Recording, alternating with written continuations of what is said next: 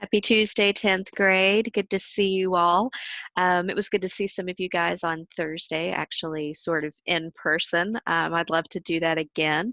If you all have a certain day that works better for you all, just let me know.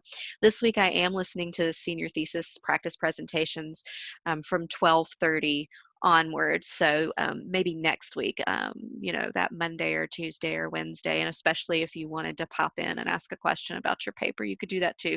But we could also just hang out. So putting that little bug in your ear as something that is a possibility. Before we get started on today's announcements and just some suggested things that I have in regards to your paper, I want to read a little bit from C.S. Lewis. So again, if you don't have time for this, you can scroll ahead. It does not, make you less spiritual or anything like that. I just like to get to share these things with you all. So in his chapter in Mere Christianity called Let's Pretend, he reminds us of a story that a lot of us know. It's the story of Beauty and the Beast. And he says that, for whatever reason, the girl had to marry a monster. And then she kissed it as if it were a man. And then he actually became a man. And so he deals with this concept of pretending and relates it to the Christian life.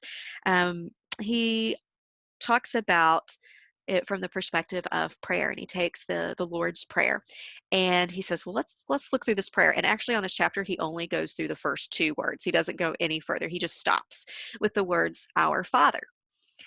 And he says, do you now see what those words mean? I'm going to continue reading. He says, they mean, quite frankly, that you are putting yourself in the place of a son of God. To put it bluntly, you are dressing up as Christ.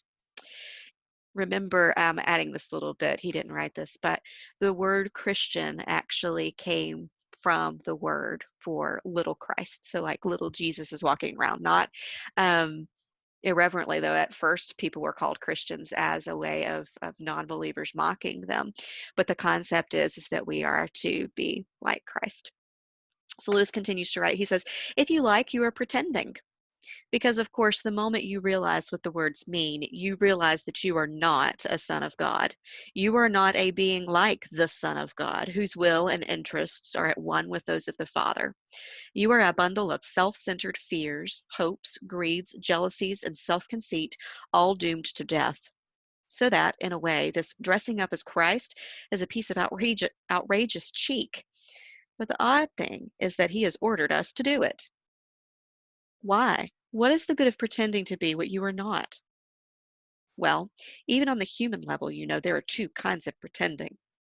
There's a bad kind, where the pretense is there instead of the real thing, as when a man pretends he is going to help you instead of really helping you. But there's also a good kind, where the pretense leads up to the real thing. When you are not feeling particularly friendly, but know you ought to be, the very best thing you can do very often is to put on a friendly manner and behave as if you were a nicer person than you actually are. And in a few minutes, as we all have noticed, you will be really feeling friendlier than you were. Very often, the only way to get equality in reality is to start behaving as if you had it already. So this is kind of similar to saying if you don't feel a certain way, go ahead and act the way you know you should anyway, and the feelings will follow. He says that's why children's games are so important. They are always pretending to be grown-ups, playing soldiers, playing shop, but all the time they are hardening their muscles and sharpening their wits so that the pretense of being grown-ups helps them to grow up in earnest. Now, the moment you realize, here I am dressing up as Christ, it is extremely likely that you will see at once some way in which, at that very moment, the pretense could be made less of a pretense and more of a reality. You will find several things going on in your mind which would not be going on there if you really were a son of God. Well, stop them. Or you may realize, instead of saying your prayers, you ought to be downstairs writing a letter or helping your wife to wash up. Well, go and do it. You see what is happening. The Christ himself, the Son of God, who is man just like you, and God just like his Father, is actually at your side and is already at that moment beginning to turn your pretense into a reality. This is not merely a fancy way of saying that your conscience is telling you what to do. If you simply ask your conscience, you get one result. If you remember that you are dressing up as Christ, you get a different one.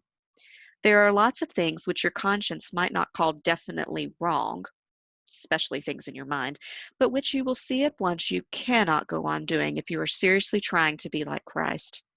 For you are no longer thinking simply about right and wrong. You are trying to catch the good infection from a person. It is more like painting a portrait than obeying a set of rules. And the odd thing is that while in one way it is much harder than keeping the rules, it is in another way far easier. The real Son of God is at your side. He is beginning to turn you into the same kind of thing as himself. Okay, I'll stop there, but just a really good reminder for me, and hopefully it is for you as well. All right, so what I'm going to share with you all today is something that I'll also post on this video page. So you will check your reading schedule for today's reading, full or abridged, and I will also have posted up the abridged reading on the class wall. I'll put it up there. If you didn't get to do your open book vocabulary quiz yesterday, I've also left that open for today, so you can do that. And then the discussion post that I have has to do with the Great Gatsby, and it has to do with this concept of watching or references to eyes or observation or appearances. So I want you to reflect a little bit, think about where you have seen really literal examples of eyes or something watching. Some of you may be thinking of that billboard, of the old Oculus that has just been left up there, and it's like these eyes are watching. But you also can think about how Nick, the narrator, he's observing all of these characters. He's not as much of a character who is engaged. It feels like Gatsby is the main character, right? But the narrator is giving us kind of his observations. There's also this whole concept of appearances that comes in. We talked about that with Macbeth, and I think here we see it play out just in the show and the parties, but then also the scandals and the affairs and people's perceptions throughout the entire book. So take that, run wild with it, because there's a lot of directions you could go. So I want to see kind of what you have to think about that, and make sure you respond to two of your classmates as well so you can interact a little bit.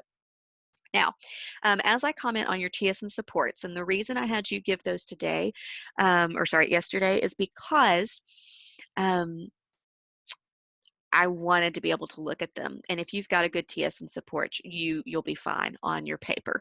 And I know it takes a while to work out the kinks with that. So that's why I said turn in a rough one. You get credit just for turning it in. And then I can make some comments to help you, because everyone's paper is going to be a little different because you all have different books. So what I would say is that as I comment on your TSN supports, go ahead, start on your paper.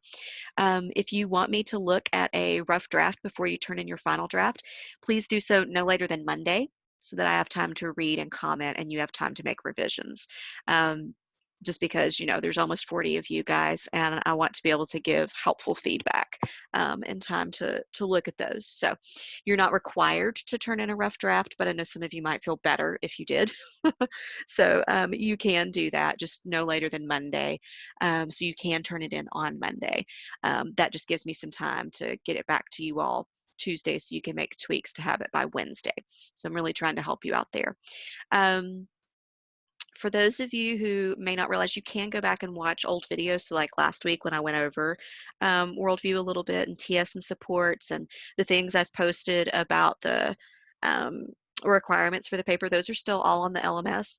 If you have a hard time navigating that, you can ask me, but you should be able to find it on the composition section. It should still be there. And then also last week's videos, you can always go back and watch those or access the PowerPoints as well. All right, so if you have any questions, individual questions, I'm going to let you ask those to me individually, because I think everyone's questions on this paper are going to be a little bit different, just because of the individuality of the paper. So, all right, have a wonderful Tuesday. I miss you guys very, very much. I was talking to somebody about that today, and I hope that you all have a wonderful, wonderful Tuesday. I'll see you tomorrow.